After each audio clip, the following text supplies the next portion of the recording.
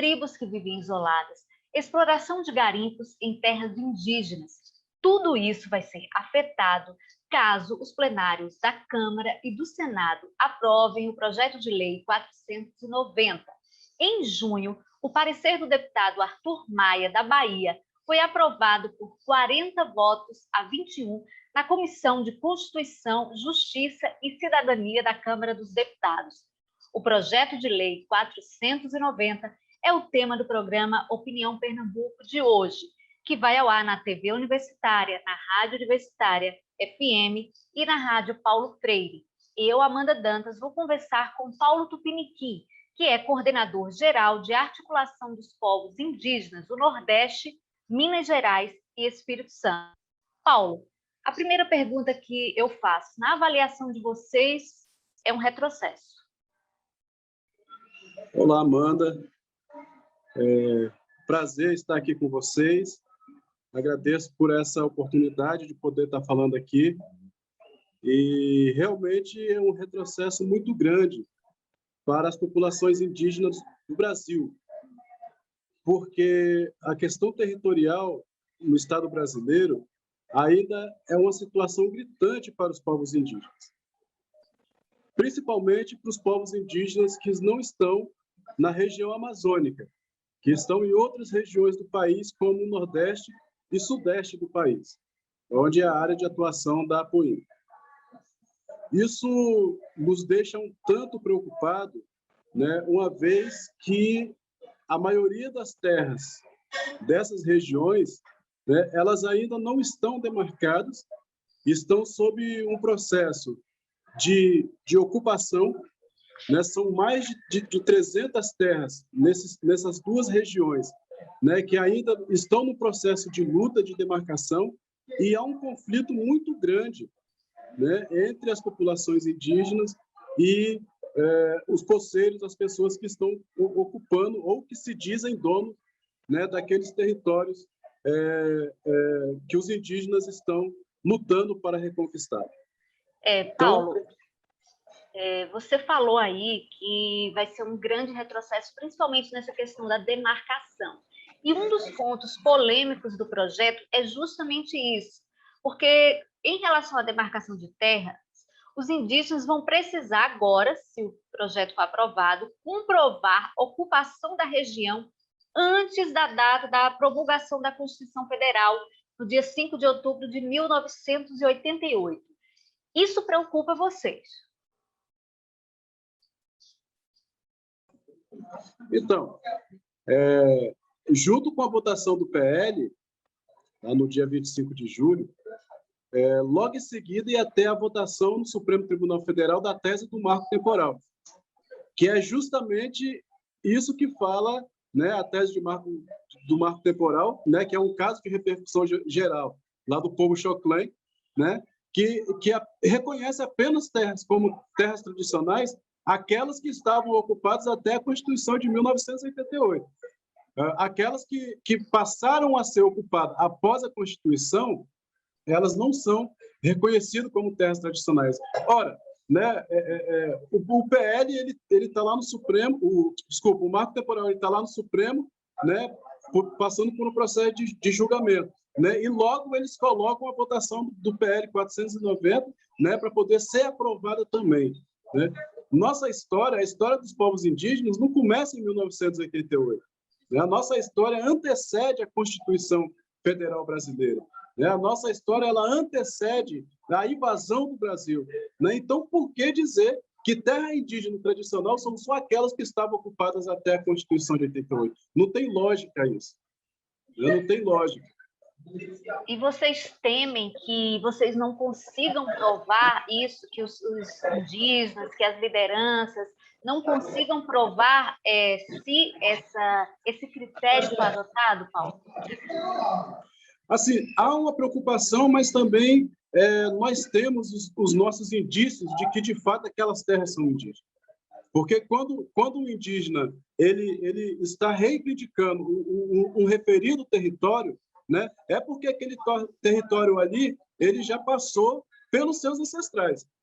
Então, se aquele território já passou pelos seus ancestrais, há vestígios de que aquele povo estava ali naquela terra, né?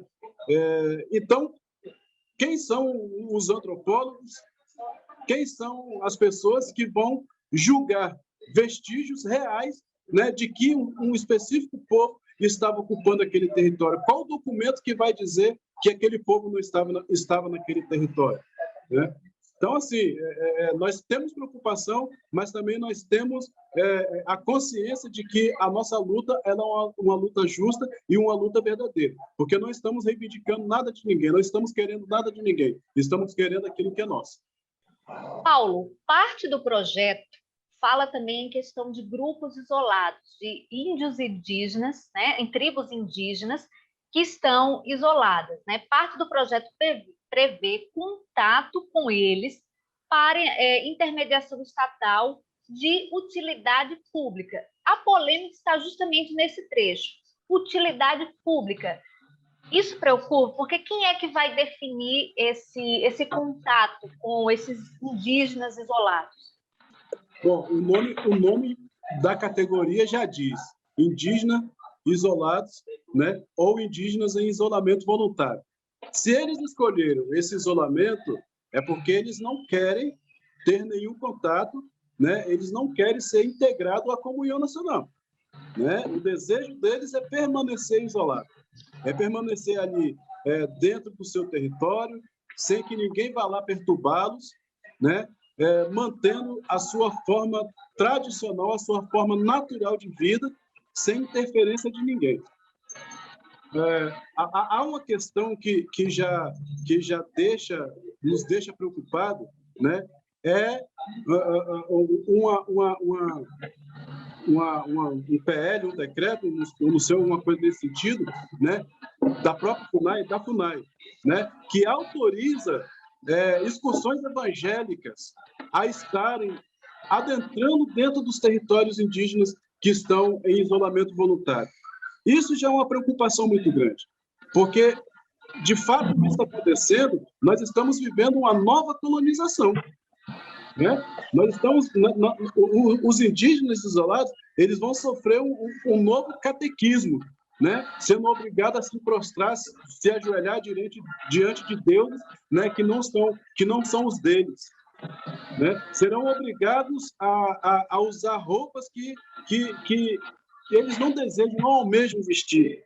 E com isso, com a ida dessas pessoas para dentro desses territórios, estão levando vários tipos de doença, vários tipos de pandemia. Já basta aí o Covid-19 que nós estamos vivendo, né? Mas os não índios, adentrando o território dos indígenas isolados, eles vão estar levando tudo isso, né? Infelizmente, essa prerrogativa de decidir, né, de falar quem vai tomar essa decisão está na mão do governo.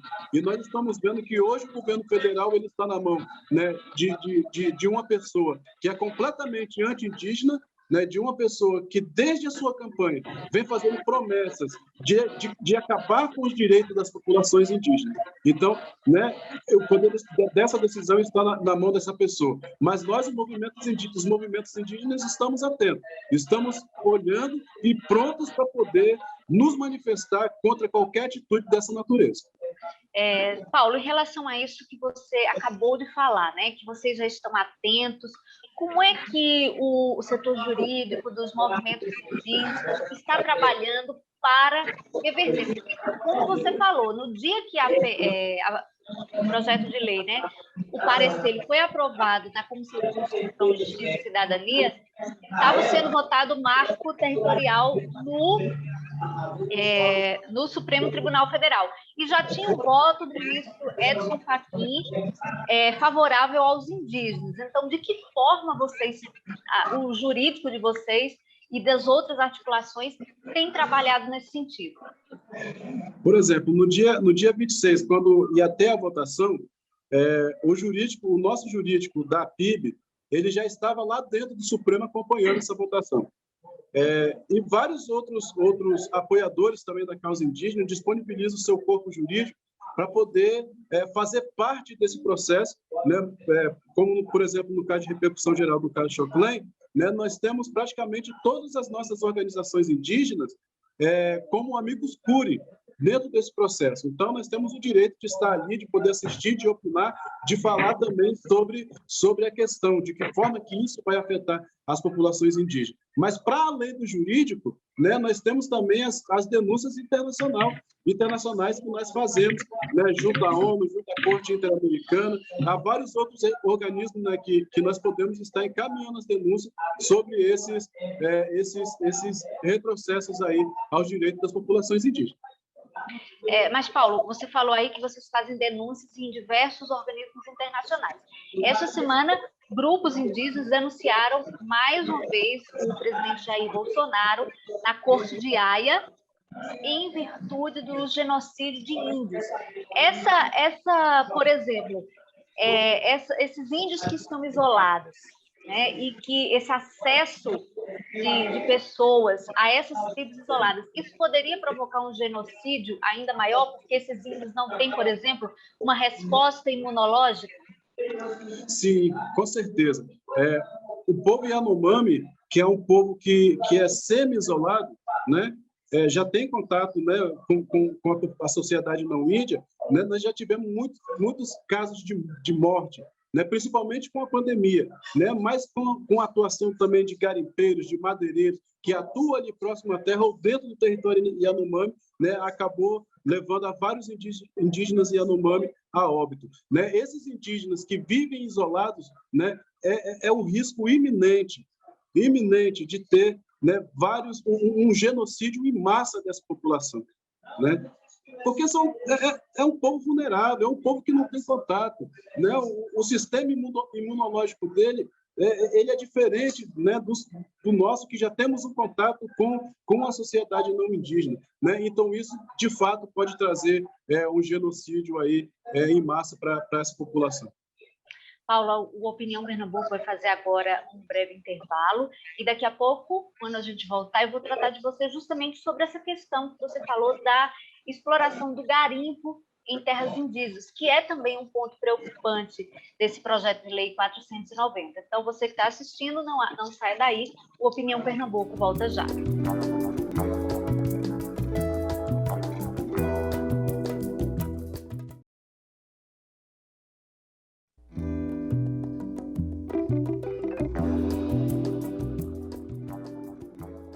Estamos de volta com o programa Opinião Pernambuco e hoje o tema é o projeto de lei 490. Um projeto esse que mexe com a demarcação de terras indígenas, com a exploração do garimpo em terras indígenas e também com a questão dos índios isolados, entre outras coisas. E eu estou entrevistando hoje o Paulo Tupiniqui, uma liderança indígena, que está aqui com a gente. Ele é coordenador geral de articulação dos povos indígenas do Nordeste, Minas e Espírito Santo.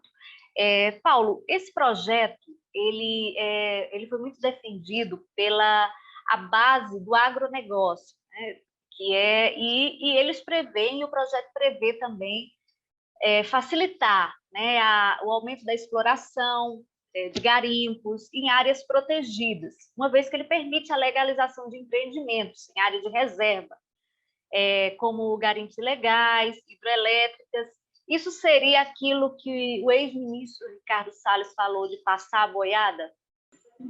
Ele não está só passando uma boiada, ele está passando a manada inteira. Né? Tem hora que eu paro e fico imaginando assim, eu acho que esses caras, né, que estão lá dentro estão pirados, estão com medo de alguma coisa. No ano passado já teve a votação do projeto de lei 191, né, que inclusive foi aprovado na Câmara dos Deputados. O projeto de lei 191, né, que é o projeto sobre mineração em terra indígena. Ou seja, uma pauta já aprovada, né, que abre as terras indígenas para poder fazerem exploração mineral. Né? Agora, dentro do PL 490, mais uma vez, eles abrangem para além da exploração mineral. Né? Vão poder explorar o mineral, vão poder, né, fazer o garimpo, né?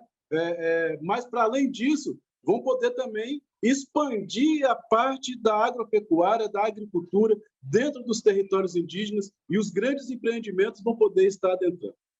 Veja bem, né, já é comprovado isso, e inclusive na Conferência do Clima, isso já é comprovado, né? Muitos dos representantes, né, dos chefes de Estado que participam dessa Conferência do Clima, falam que os territórios indígenas são os territórios indígenas hoje mais aonde se contém, se mantém ainda a preservação do meio ambiente, né?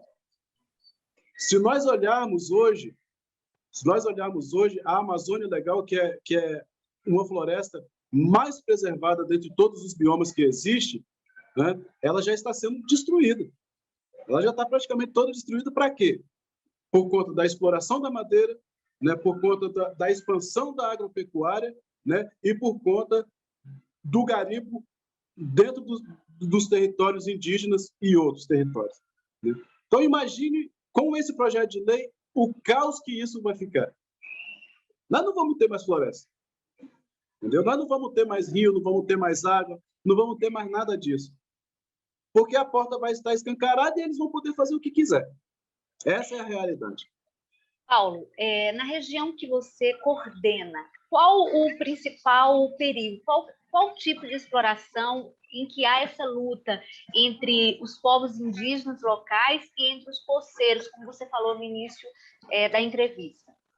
A agropecuária hoje é um dos grandes problemas na região da Bahia, né? Porque muitos territórios indígenas tradicionais do povo Pataxó, dos Pataxó Ranranhan, né? Eles estão ocupados por fazendeiros, por criadores de gado. E há um conflito muito grande entre esses povos. Inclusive, várias lideranças, várias pessoas, vários indígenas, né, já foram assassinados por conta desse conflito territorial. Em outras regiões da Bahia, né, nós temos um conflito com o empreendimento dos resorts, né, dos hotéis de luxo que são construídos, né, na maioria da parte desses povos litorâneos. Aqui no estado de Minas Gerais, especificamente, nós temos a exploração de minério de ferro, que está afetando diretamente comunidades indígenas. No Espírito Santo, nós temos a exploração de gás, instalação de portos, exploração de madeira, né? Em Pernambuco, nós temos uma usina nuclear que está sendo construída, além das hidrelétricas que param ali, que param a água do Rio São Francisco. Rio esse onde as populações indígenas tiram o seu sustento, o abastecimento de suas casas, né? Então, assim, são situações graves e que está visível para qualquer um ver, qualquer um enxergar. No Nordeste, além do povo passar o problema da seca, e aí os povos indígenas passarem o problema da seca, ainda tem que enfrentar essa dificuldade, essa luta com os empreendimentos, com a exploração, né, e com a ocupação dos seus territórios. Paulo, existem dados da ONU que apontam que os melhores índices de proteção ambiental estão justamente nas áreas demarcadas, né, das áreas demarcadas dos povos indígenas. Nessas regiões aí que estão sob sua coordenação, a gente tem exemplos disso, dessa proteção ambiental que os indígenas fazem nessas áreas? Temos exemplo, né? De fato, as áreas demarcadas, elas são áreas que são preservadas. Infelizmente, tem um caso ou outro, né? Onde um fazendeiro ele tenta cooptar lideranças para poder fazer o arrendamento de terra. Felizmente, há essa questão, né? Mas a maioria das áreas indígenas demarcadas são protegidas, porque os próprios indígenas fazem a vigilância, né?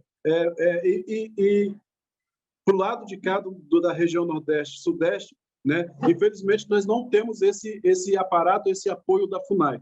Nós não temos, né? E dificilmente temos apoio de organizações ambientais. Quem faz tudo isso são os indígenas, né, com seus próprios recursos, para poder fazer a proteção, né, e a preservação do seu território. Você falou aí na FUNAI. Com o governo de Jair Bolsonaro, a FUNAI tem sido acusada de implantar uma política contrária ao povo indígena, ao invés daquilo que seria a função dela, que é proteger. Vocês têm encontrado acolhimento na FUNAI? Eu digo os indígenas como um todo? Nenhum. Eu, falando particularmente né, como indígena, como uma liderança, né, por parte da FUNAI, a gente não tem tido apoio, não tem tido nada. Até porque a FUNAI está passando por um processo de sucateamento. A FUNAI não tem recursos financeiros, não tem recursos humanos, né? E tem uma pessoa na gestão da FUNAI que é um anti-indígena. É um militar e é anti-indígena. Exemplo disso, né, quando os indígenas estavam no acampamento Levante pela Terra, em Brasília, né, que foram na FUNAI para poder se manifestar de forma pacífica, eles foram recebidos a tiro, a bala e expulsos de lá do prédio da FUNAI sob ordem do presidente da FUNAI. Então, uma pessoa dessa, ele não tem o perfil, não tem a capacidade de estar à frente de uma gestão, né, de um órgão indigenista que é responsável pela proteção, né, dos direitos dos povos indígenas. Então, a FUNAI, nós não temos nada da FUNAI. Né? Para muitos indígenas, para a maioria dos povos indígenas, a FUNAI hoje está morta. É um órgão importante para as populações indígenas. É um órgão importante, mas que nesse momento, nesse governo, né, ela não está servindo de nada. O papel dela, ela não está fazendo.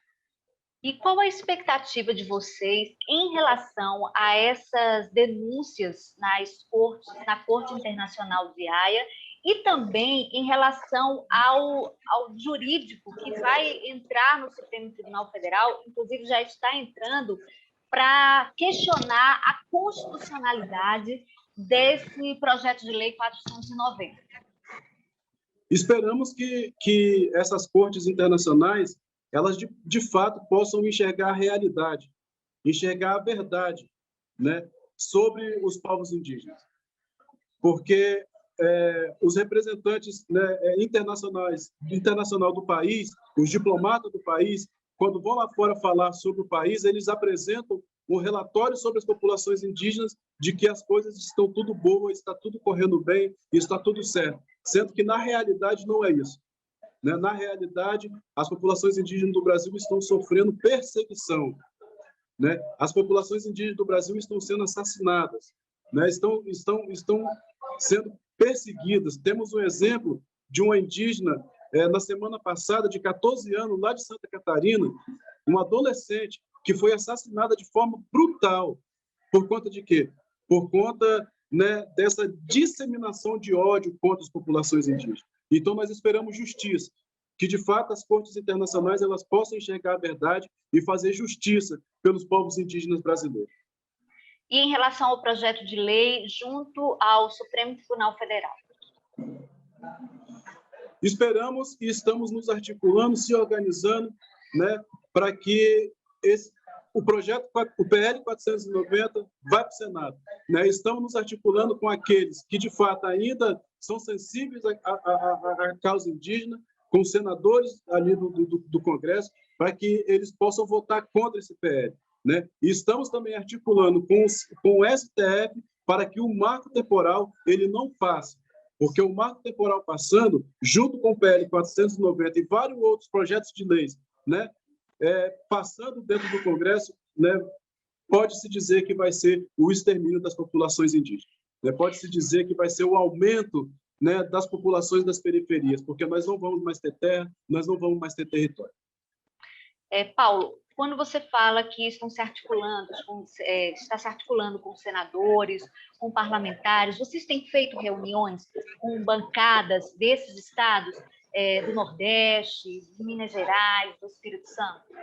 Ainda bem que nós temos ainda parlamentares, né, que são sensíveis, né? E realmente a gente tem feito, sim, temos procurado, né, alguns parlamentares que ainda estão junto conosco nessa luta. Né? Em Brasília, nós temos a Frente Parlamentar Indígena, que é comandada pela deputada indígena Joênia Wapichana, né, que tem sido uma força muito grande para nós ali dentro daquele Congresso, né, que por meio dela e de outros, nós temos conseguido pautar algumas coisas ainda dentro do Congresso Nacional.